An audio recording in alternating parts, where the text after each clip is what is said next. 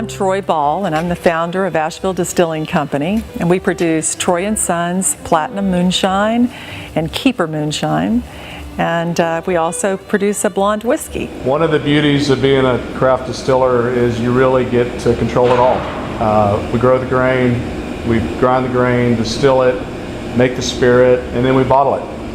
Every cork is put in by hand, every label is put in by hand, so when we say handmade on our bottle, it is just that.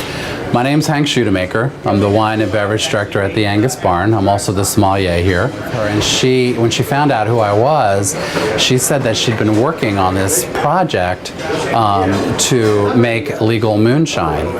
So here's this woman in a beautiful dress, blonde, sophisticated looking, and I thought, she wants to make moonshine. People talk about being a grained bottle distillery.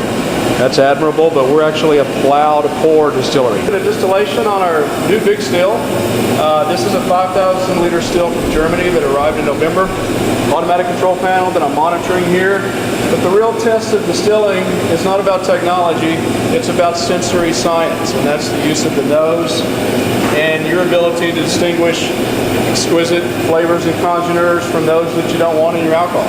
I'm convinced that if people will try Troy & Sons, they'll be sold on it. I am an Añejo tequila drinker. I like Don Julio Añejo, and that's my favorite, but I've got to tell you that this right here rivals that.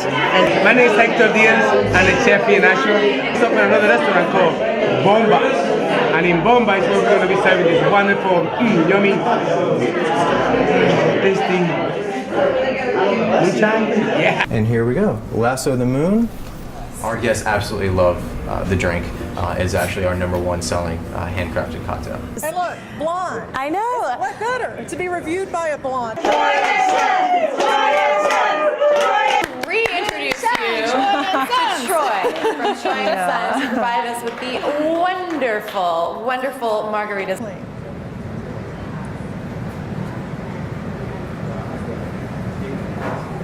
Oh, that is so unique. You still get that creaminess, that vanilla from the corn, but at the same time, I'm tasting the spiciness of the wheat. It's like, I don't know, it's like rye whiskey in a really high corn bourbon had a baby. I love it. It's the first heirloom moonshine available in the market in America. I wanted to make a soft, gentle spirit, a whiskey that represented the American tradition of whiskey, aged whiskeys. Some call it moonshine. Some call it American heirloom whiskey. We just call it Troy & Sons.